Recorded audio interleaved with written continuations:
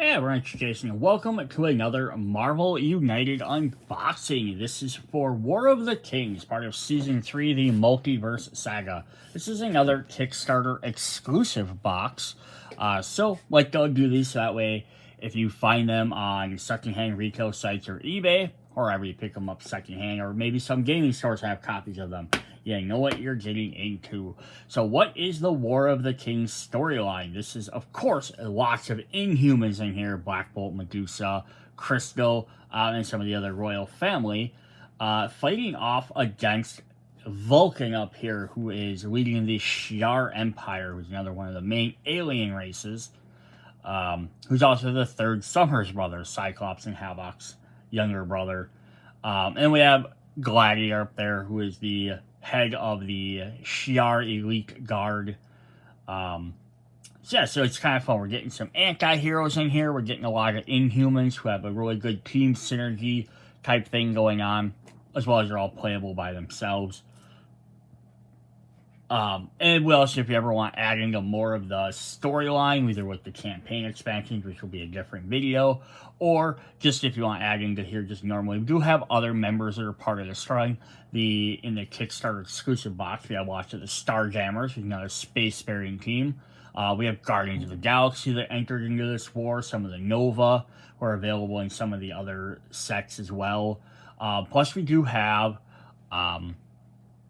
two other of the Shi'ar. We have Deathbird, who's one of the villains, and we have Lilandra, who's listed as one of the Starjammers, who's the queen of the Shi'ar, until Vulcan took over. Then we also have Ronan from Guardians of the Galaxy set, who's only a villain, but in the storyline, he's trying to marry Crystal to merge the worlds of the lineages of the Inhumans and the Kree together. So yeah, we're gonna get some really cool, more space, cosmic stuff. Plus, we also have some interesting stuff for some of the Inhumans, like Crystal and Medusa, have also been worked with the Fantastic Four a bunch. We have a new mechanic in here with the Terrigen crystals.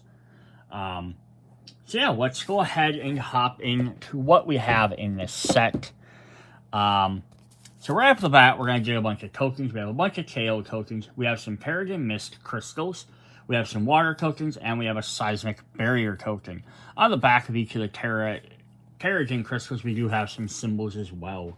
So we're going to go ahead and look at the rules for those, because those do have some special rules. This is, most Inhuman heroes have a starting hand called Terrigenesis. If any of the heroes of the Terrigenesis starting hand in the card game ends up at the setup, place one randomly Terrigen crystal token face down in each location. So enough for all 6 locations. As long as a hero has their Terrigenesis card face up in the storyline, they may, during their turn, reveal any Terrigen Mist token on their location. If they do, they must discard the token immediately to perform an action shown on the back of the token, if any. If they can't or don't want to immediately perform the action, the action is lost and the token is still discarded. So it's just a neat way to, like, throw these extra tokens out with these characters so that they could potentially get a boost. They don't know what it is, because that's the way Terrigen crystals work, or the Terrigen Mist. Is it gives the Inhumans their ability, but it's all random. They don't know what they're getting, so you don't know which one you're going to get. So pretty cool. And that's kind of a thing that works for every single one. So if you're ever playing team versus team mode, and each player has a member with a Terrigen crystal ability, or Terrigenesis ability, the crystals will then activate for everyone on the field. So cool. Alright, now let's look at some locations. On the back, of course, they'll say War of Kings. We know it's sector from. We can drop the camera down a little bit so we get a closer image. Move these tokens out of the way for the moment. Actually, I'm going to back this up just a bit for these bear cards. We have Attilan. This is the Inhumans' home base. So, of course, it just has civilians. There's not really any thugs in Attilan. They're a nice, peaceful society, or so we're usually meant to believe. End of the turn, you may draw up to 2 cards and then discard the same number of cards from your hand to the bottom of your deck. So you just kind of pick your abilities. Then we have the blue area of the moon. This is on Marvel Universe. They have an area of the balloon that has kind of like an atmosphere. So if anyone can walk around and live on it, this is where the Atlanteans made their base for a long time. Or not the Atlanteans, the Inhumans made Attilan their base for a long time. As well as this is where Watcher's palaces, or citadel, is in there as well. Also where they had like the Trial of the Phoenix and stuff like that. If a villain is in this location, you may discard 1 card from your hand to the bottom of your deck to delay the next villain turn by 1 card, then move the villain to the opposite location. Cool. Like, kick him out of there. Speaking of the Watcher, we have the Watcher's Citadel. End of the turn, you look at the top 2 cards of the Master Plan deck, put them back on top in the same order. So it's the Watcher. He can watch. You can see, can't interact. And finally, we have Tarnak 4. This is the home of Gladiator. End of the turn, you must randomly flip all thug civilians on this location. Then if there are more thugs that take 1 damage or more civilians, draw a card. So hostile world, you don't know what's going to happen. Alright, let's hop into our royal family. So we are going to start with Black Bolt, leader of the Inhumans. I don't remember lots of their regular names. His name is it Black Volcagon. Yeah, it's weird that he's Black Bolt. That's a superhero name, and then his last name is Volcagon too, which is kind of funny. All right, so let's look at his miniature quick. So what is his big thing? So we'll see if this appears on his card. So, Black Bolt's superpower is that he has the voice that can shatter mountains. So even a whisper sends out a sonic blast out from his mouth that can shatter and destroy stuff. So basically, he is the silent king. He does not talk, doesn't see stuff. He has kind of like an empathic relationship with Medusa, not telepathic. Like she just kind of knows what he wants without him ever saying anything. But yeah, so he doesn't ever actually talk. And when he does, he sends out beams. He can usually destroy a lot of things. They've shown in comic books, sometimes alternate realities, where he's destroying even like Thanos and stuff. He is also part of the Illuminati, which is the overall superhero group. Reed Richards, Iron Man, Professor X, Namor, who kind of like tried to watch over and stop events from happening. So he has move heroic and attack, move attack, heroic and a wild, single wild and just double wild. Alright, then he has his Bond with Medusa card. You may consider any face-up Medusa card in the storyline as a previous card in the storyline for this turn, or Medusa draws cards and she has 3 cards in her hand. Ooh, that's kind of fun. So you can basically use any one of her previous card abilities, or draw cards. So if you're not playing with Medusa, then this card's kind of useless, but Hypersonic Scream. 3 attack against a single target in the opposite location. He's got 2 copies of Matter and Energy Manipulation. Heroes in your location cannot take any damage until the beginning of your next turn, or perform an attack against each thug and henchman and villain in your location. Cool, so a good defense ability or a spread attack. Then he also has Leadership. Distribute any combination of 2 move, heroic, or attack tokens from the pool amongst heroes, and it performs a wild. And then his starting hand card will be Terrigenesis, which, as long as this card is based up on your storyline, during your turn, you may reveal any Terrigenesis token in your location. If you do, immediately, or discard immediately before the corresponding action. Kind of a gamble, but still very interesting. You start with it so you can use it whenever you want. Maybe the first turn, just having any action might be really nice, which is kind of cool. Alright. Our next powered character is going to be Medusa. So Medusa's superhuman ability, her inhuman ability rather, is she has prehensile hair. She can control every single part of her hair, use it to command it however she would like. Attack things. I'm sure she's probably used to wrap around people or bash people with it, but I wouldn't be surprised if she's kind of formed semi-objects with it. Has also been part of the Fantastic Four, stepped in to help them out. Also been part of the Fearsome Four as well as Madame Medusa. And of course her name is kind of a play on the Greek Medusa with the snake hair. That's the idea of it. Alright, so she has Move heroic, attack, just heroic, double heroic, wild, and double wild.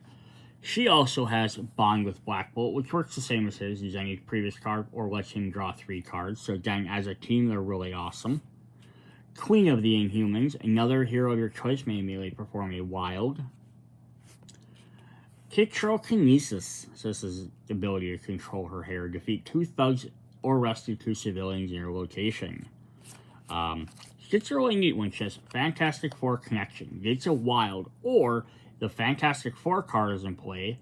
Perform any action of the same type as all action tokens on the Fantastic Four card.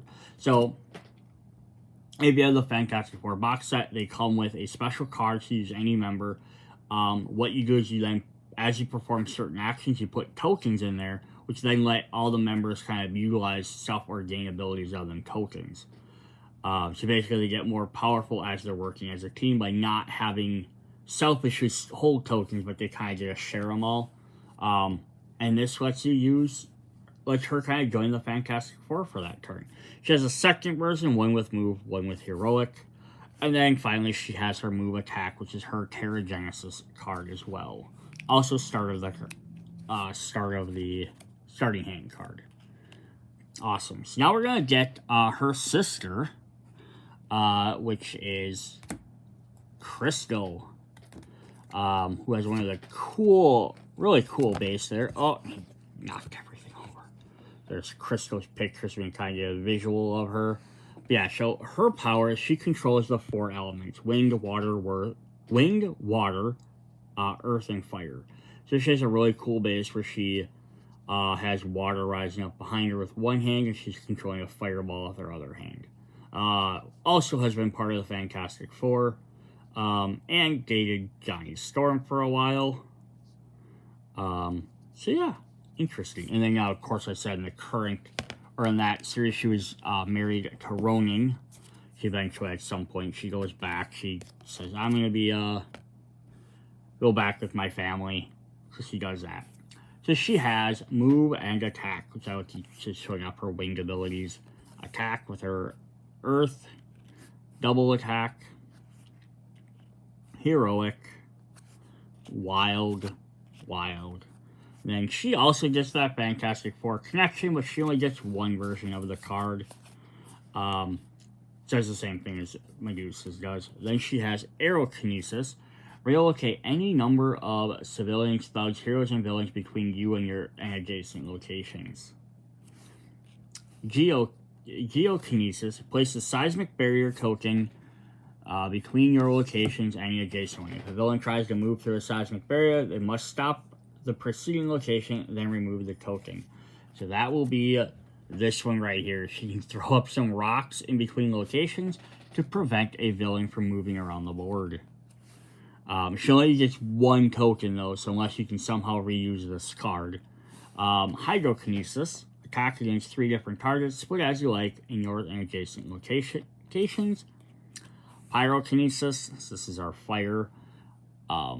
Double attack against a single target in the location. And then she has her starting hand card, which is another Terrigenesis. Alright. Then we have a fun member of the group. We're going to get Lockjaw. So Lockjaw is a guy. He's been part of the Pet Avengers.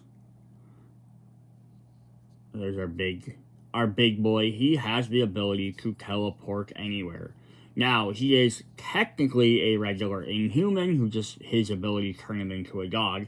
He's not their dog that got turned into, just got powers. But yeah, so he's done a lot of stuff there. So, yeah, cool. So let's go ahead and, he does not get the Terrigenesis ability, though. But he's got this cool tuning for it. So he has move, and creating portals, move attack,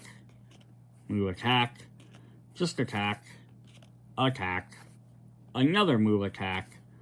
He's wild and just double wild. So he's got 2 copies of Tracking Sense. Move to any location containing a hero, henchman, or villain and attack there. Just go where he needs to go. And then he's got interdimensional teleport with heroic, and then one with attack on it. It says move to any location. You may bring any heroes to your location with you. So that's all he's gonna be. Really, what he's gonna be for is getting around the board, moving around, which is pretty fun. All right, then we have some more of the Inhuman royal family. We have Gorgon, who kind of like Medusa, named after myths. Or possibly, if the Marvel Universe, the myths were named after them. He's got hooved legs, like kind of like goat legs. Here there's lots of armor on, so you can't tell as much. But he's a big bruiser of the team. Usually carries this big giant mace with him. But he does lots of like stomping, like seismic attacks and stuff too. So kind of cool. So then we get like his foot there. Not to be confused with Gorgon from the X-Men universe, who's the one that can turn people to stone like Medusa. So yeah, figure that one out. Move and wild. Attack. Double attack. Heroic. Move. His wild and his double wild. And then he has enhanced, Terrigen enhanced strength. Gain one attack token or double attack against a single target in a location. So either one for later or double at that time. And that gets him a move. He has another one where he does it with heroic. And he has another one where he does it with attack. His next ability is seismic shocks. Attack in both adjacent locations. And then he has his starting hand card, which is his Terrigenesis. It works the same as all the rest of them. So there's a thing, if you're playing a 4-player game with all 4 of them, the Terrigenesis isn't not going to be as, the clouds aren't going to be as effective, or the mists, but because you can only use them each once, is that you're kind of having 4 people then now fight over them couple of tokens versus one person having more options throughout the game. But it's what it is, right? Alright, then we have another member. We have Triton. Who is our aquatic one, who has another really cool base. So he has a fully watered base. I'm going to move that over just a tad. Maybe that won't get in the way. There we go. Yeah, full clear water base, which is really cool. So yeah, he's just basically their aquatic guy. I don't know if he has any other like special abilities other than like when he's in the water, like he's supreme, like nobody else is stopping him when he's in the water. Alright, so he gets move and attack because he can swim fast. Move and heroic. And attack. Double attack. Wild and double wild. So he gets 3 copies of Commune with Water. So this is where his abilities, we have these water tokens we're going to get. You get 3 of them. So 1 for each card. Attack your location, then if you're in a location with a water token, do a wild. Now, you only get 3 tokens. Other characters from other expansions or sets might eventually have water tokens as well. They have to then share them. I was trying to see if it had... Yeah, same thing applies. It just says for team versus team Terrigenesis, everyone has to share them. But it also says same applies for Triton and other heroes' water tokens. So yeah, anyone places down water tokens, they share them. So if like someone else is playing Child from the Starjammers, he uses water tokens as well. They both get effects from him. It's not, these are Titan's water tokens, these are his. So that's pretty cool. Then he also has Amphibious Elusiveness. If you're in a location with a water token, you cannot take any damage until the beginning of your next turn. Cool. And then we has a starting hand card, which is Aquatic Physiology. Place a water token in 3 different locations. If there are none in play, otherwise you may move 1 water token to any other location without one. So yeah, we do have these ones gain him bonuses for having the tokens, but he has to use this 1 starting hand card to place them. So you're only going to place 3 on the board with him. So you kind of have to determine where you want to place them. Again, if you're playing with a second character as water, you each play 3, you can have all 6 locations covered. Awesome, then they can all do everything. Doubling up on water is not going to make a difference. And then he has his starting hand card of Terrigenesis as well. Alright, our last member of the Inhuman royal family will, interestingly enough, be the one Inhuman that doesn't actually have Terrigenesis powers, Karnak. So for whatever reason, he declines to undergo Terrigenesis, so he is just a skilled hand-to-hand combat fighter. Also has the ability, like innate ability, to determine anyone's weak spot. So he uses that, which always everyone thinks is a superpower, but it's just more or less like a skill that he's learned. Just pretty nuts in itself. So he has an attack, move here or move wild, move attack, heroic, heroic, wild, double wild, and then he has 2 copies of Precognition, double each heroic in the previous card in the storyline. And then he also has 2 copies of Martial Arts, Master Martial Artist, double each attack on the previous hero card in the storyline. So if you time these right, he could end up getting easily 4 different symbols off of them. So if he plans right and he plans ahead of time, you could get some really good power from him. He does have a starting hand card, but it's not Terrigenesis, it's Foresight. As long as this card is based up on the storyline during your turn, if you are not in the villain's location, you may look at your top 2 cards of the master plan, then put them back in the same order. So basically the Watcher's ability, but that's still very helpful to kind of see what's coming up.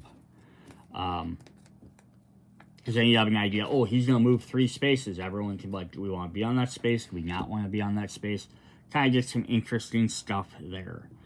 Alright, then what we have up next is we have our first we have our only anti-hero.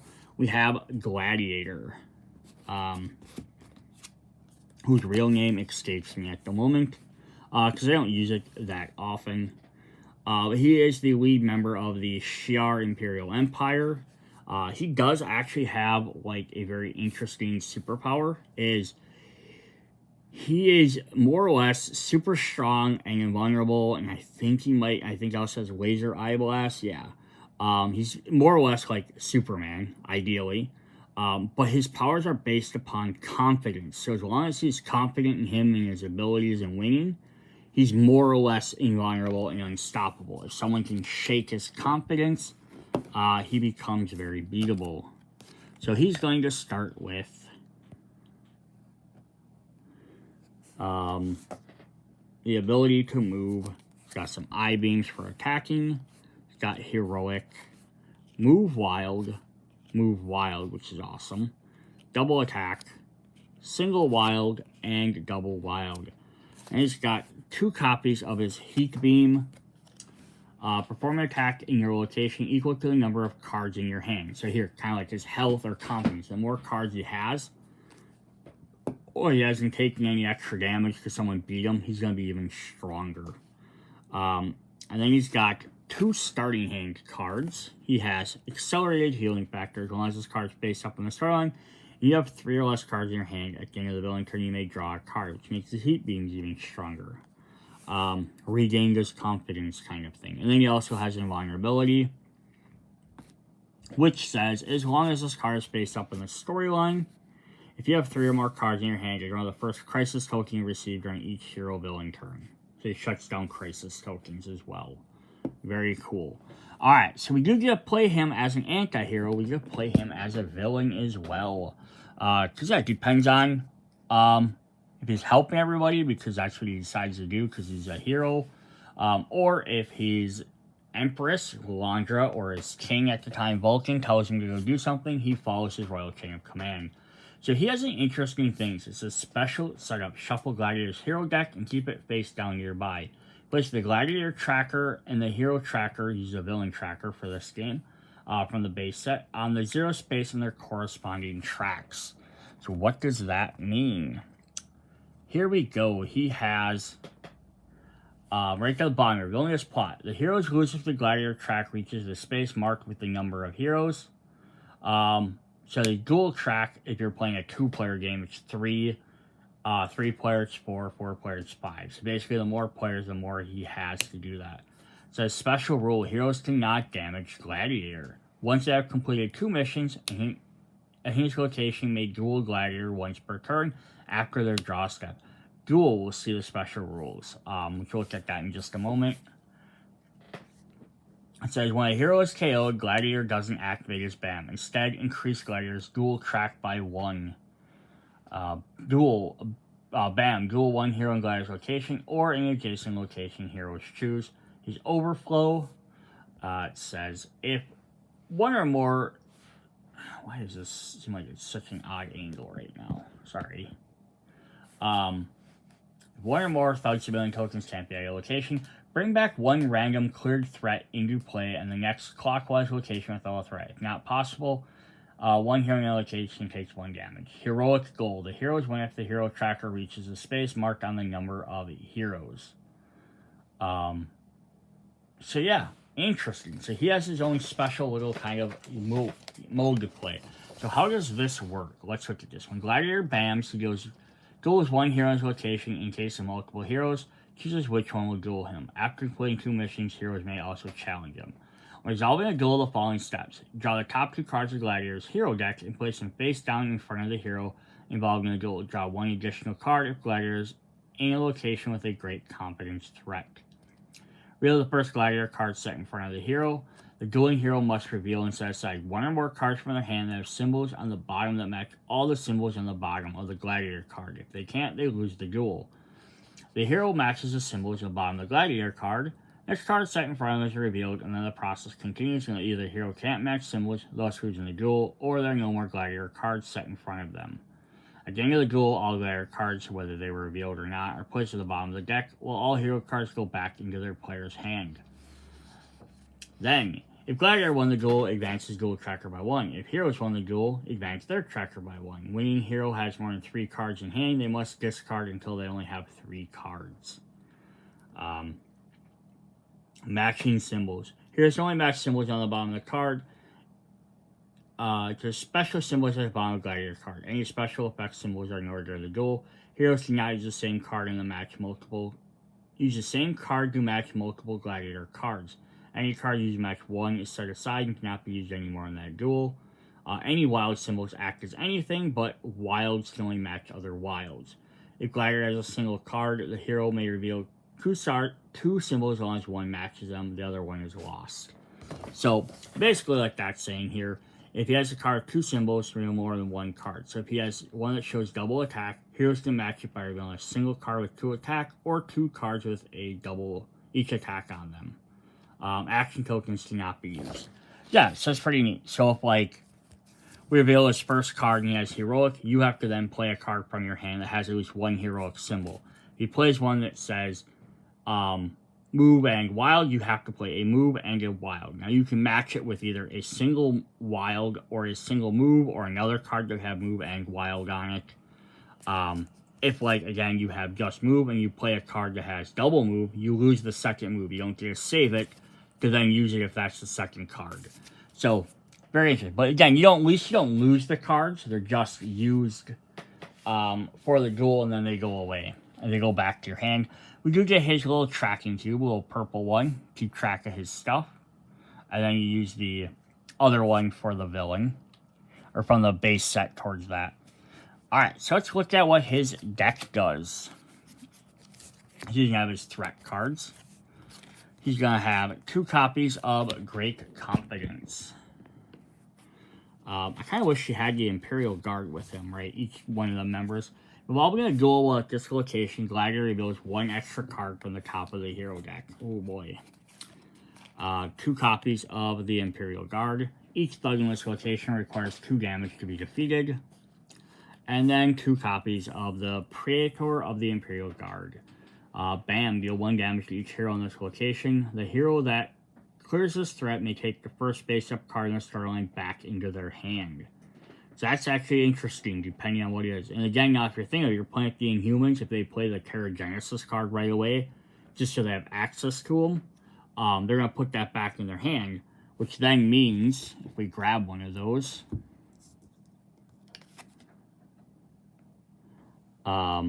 it's just letting us, so as long as this card is face up and starting, they reveal them and play them. But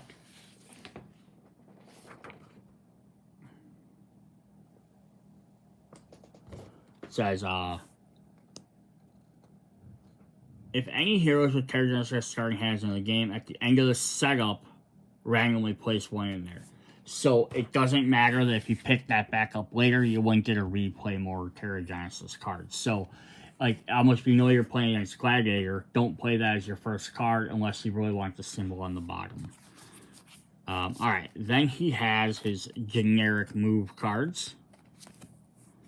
There's again his picture. We saw it before. Here's a single BAM with civilians, one with thugs. A 2 with civilians and one with thugs. 3, same thing. Some 4s. Some 5s. And then his special ability, he has one with civilians and one with thugs, which are Magistrator Calark, which I believe that's his name, Calark. Bring one random clear threat back into play next clockwise location without a threat if possible.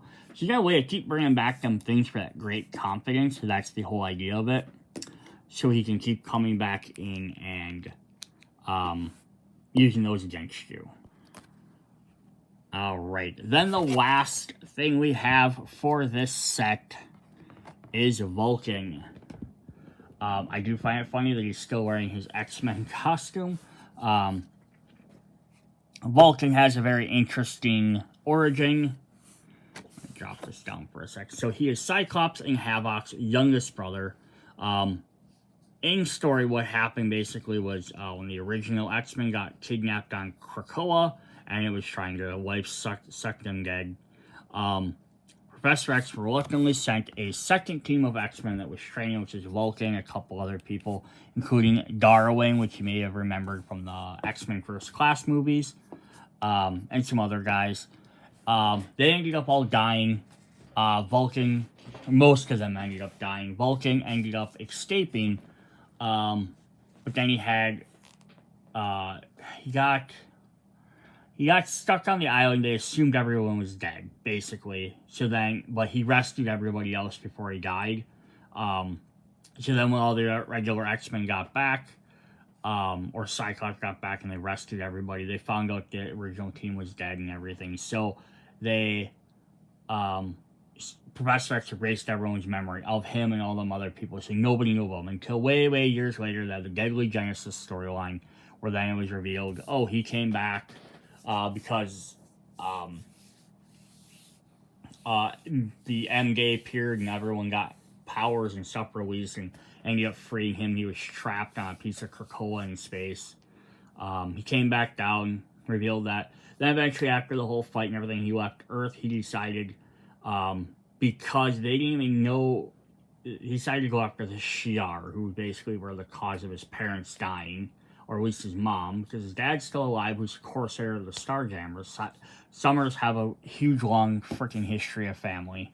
Yeah, so he went with War of the Shi'ar, took him over, then eventually decided, hey, I'm powerful enough, I'm going to just take over everything.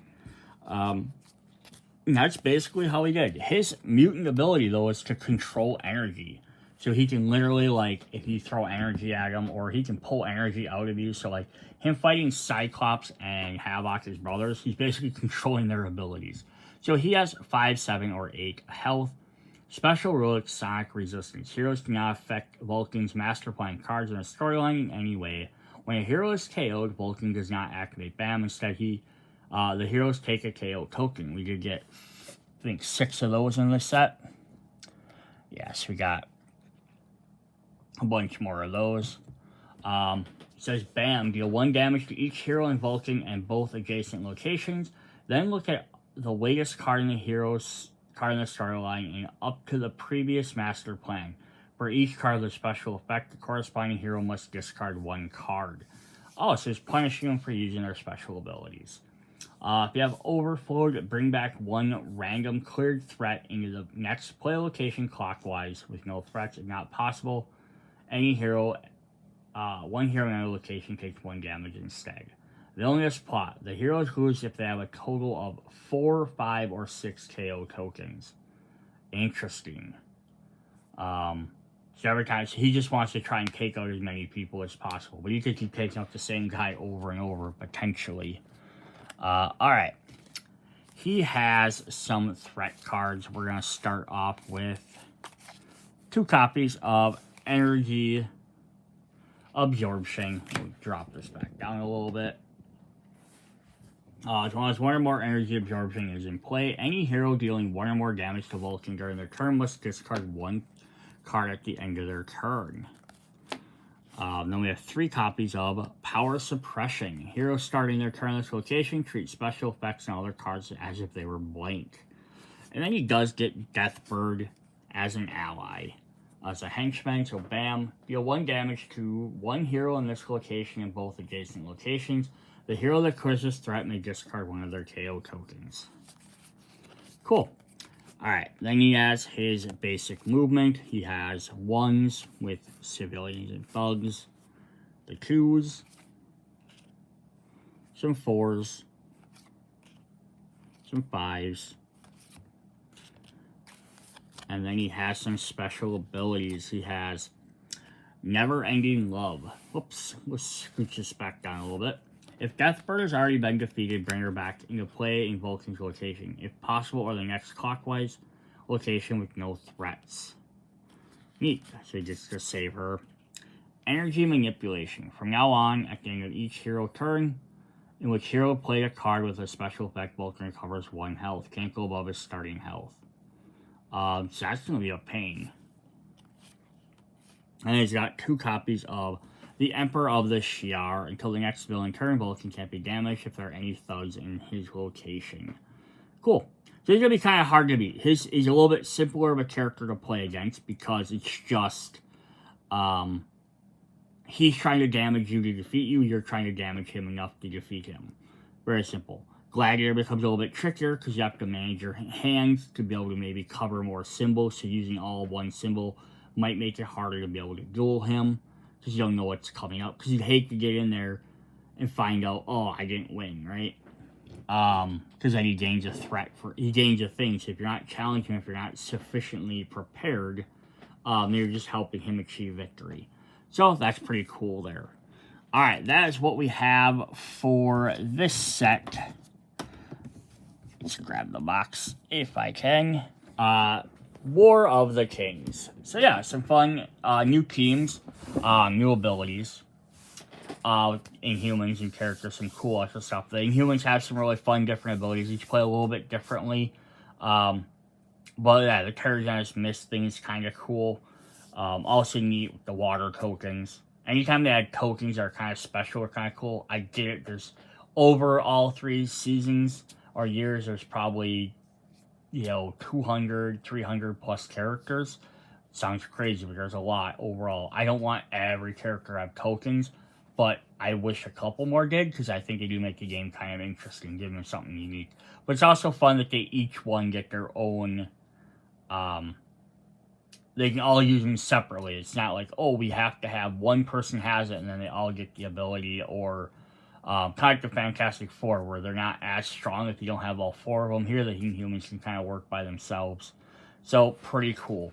Alright, that's what we have for this video. Check out the rest of the Marvel United series, stuff for Series 3, Multiverse. Hit me up in the comments. See you guys later. Bye.